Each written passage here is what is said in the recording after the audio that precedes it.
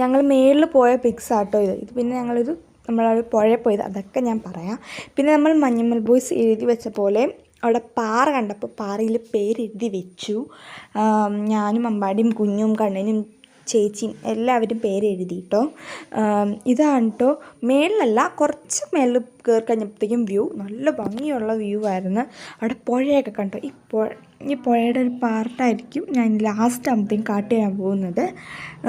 ഇപ്പം ഈ ഒരു ഇത് നോക്കുവാണെങ്കിൽ നമ്മൾ മേഘത്തിന് ഇങ്ങനെ പിടിക്കാൻ പറ്റുന്ന പോലത്തെ അത്രയ്ക്ക് ഡിസ്റ്റൻസ് ഇല്ലാത്ത പോലെ തോന്നും.